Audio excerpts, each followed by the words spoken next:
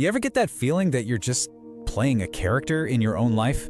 That somehow the real you has been quietly rewritten to fit someone else's expectations? Well, today, we're diving deep into the psychology behind that exact feeling. It's called narrative entrapment, and we're going to figure out how it works.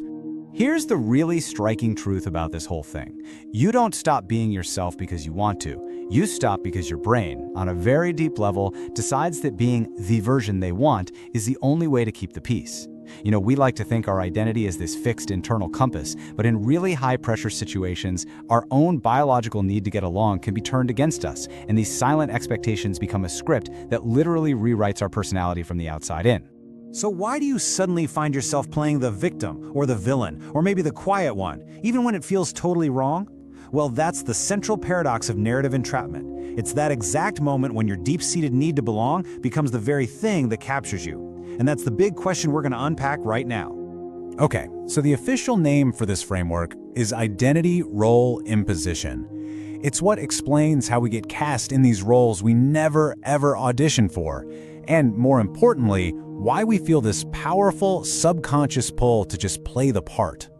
Now, this isn't always about someone being consciously malicious. It's more about how our brains can get tricked into thinking that a social performance is actually our authentic self. It's a really subtle shift happening just under the surface, where after a while we start to believe the mask we're wearing is our actual face. So, how does the stage get set for this? What are the actual psychological gears that have to turn for someone else's story to take root in our own minds? Let's break down the foundational pieces that build this entire dynamic of control. All right, the engine behind this whole process has a clinical name: projective identification. I know, it sounds complicated, but the idea is actually pretty simple. Imagine a manager who is secretly deeply insecure about their own abilities. They might unconsciously project that insecurity onto their best employee, treating them as if they're incompetent, micromanaging them, questioning everything. And the target, who's confused by this, starts to internalize it. They begin to second-guess themselves, and eventually, they actually start acting out the very insecurity that was put on them. It's a cognitive sleight of hand that happens almost invisibly. And this isn't just theory, right? We see it play out in the real world all the time. In some families, one person gets assigned the role of the scapegoat to basically soak up all the family stress. At work, someone might get labeled the emotional one, which is just a convenient way to ignore their perfectly logical points. And in relationships, it can look like one person constantly trying to fix the other's personality, what psychologists call their self-schema. Think of that as the core beliefs you have about yourself.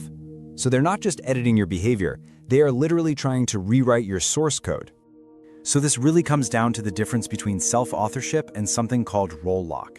In a healthy state, you're the author of your own story. You have an internal compass. But in role lock, you're passively following a script written by someone else. You're defined by the role they need you to play for their own comfort or their own control. Which of course brings us to the next logical question. How on earth does a person get into this state of role lock? Well, the research points to two key belief patterns that basically open the door for this to happen. The first is called the expectancy hook.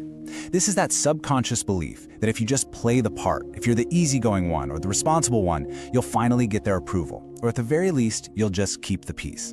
The second is self-alienation, and this is that really creepy, unsettling feeling of being a passenger in your own body, watching yourself say things and do things that don't feel like you at all. It's like you're watching a movie of your life instead of living it.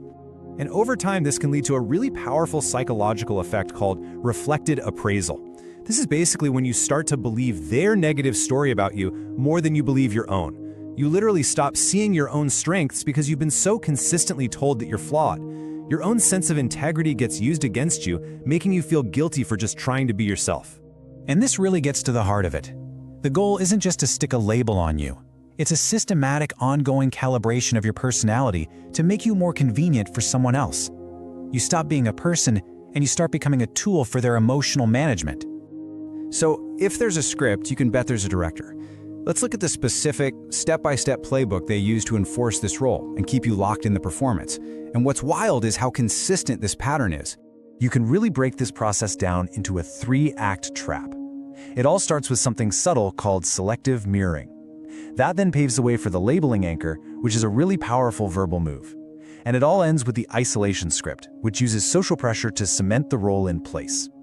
Put them together and you've got a cycle that is incredibly hard to spot when you're in it.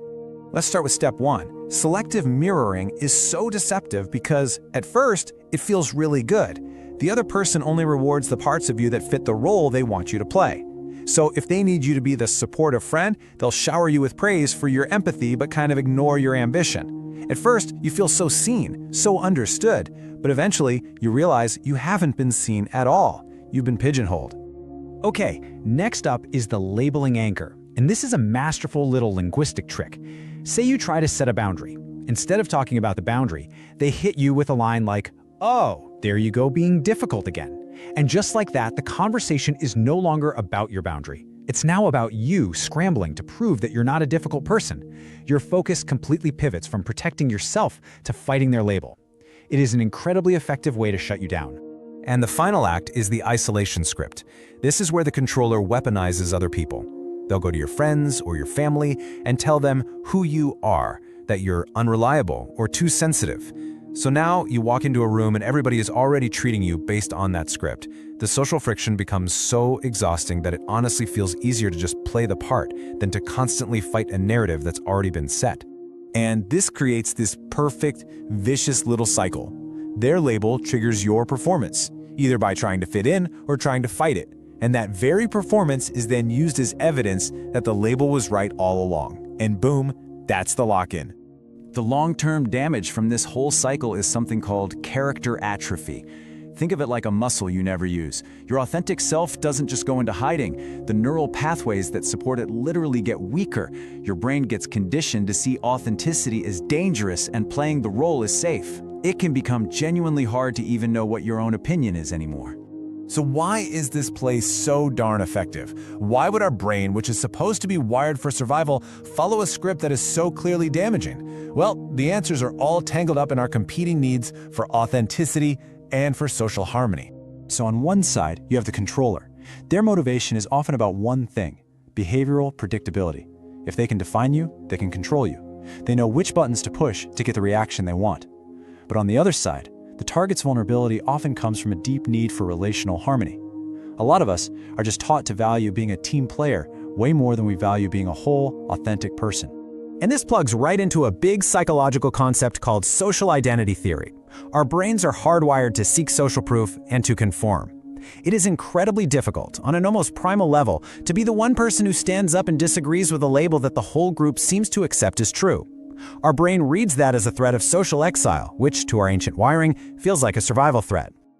Okay, but understanding the trap is the first step to dismantling it. So let's pivot to the most important part of this whole thing: how to actually start recognizing this pattern and begin breaking the script to get your authentic self back. A really powerful first tool is something called the adjective audit. It's super simple. You just draw 2 columns. In the first, you write down the labels they throw at you: too sensitive, disorganized, difficult. Then, in the second column, you rewrite the situation from your perspective, focusing on your actual actions and what you intended. The point of this isn't to prove them wrong. It's to prove you right to yourself.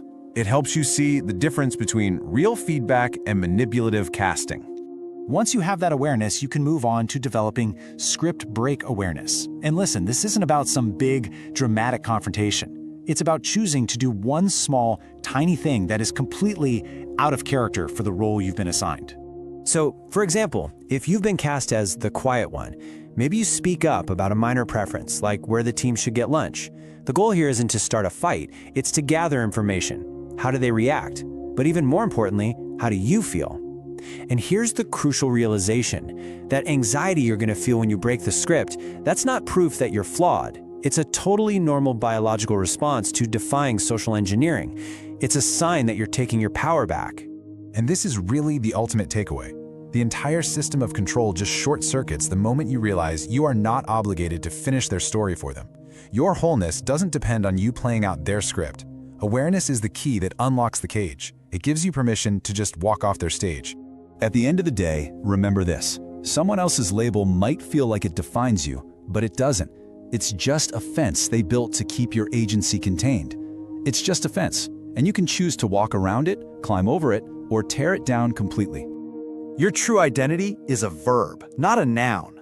It's something you do, not something you're assigned. The path back to yourself starts with a choice. So burn the script, break the typecast, and dare to be gloriously, authentically unpredictable.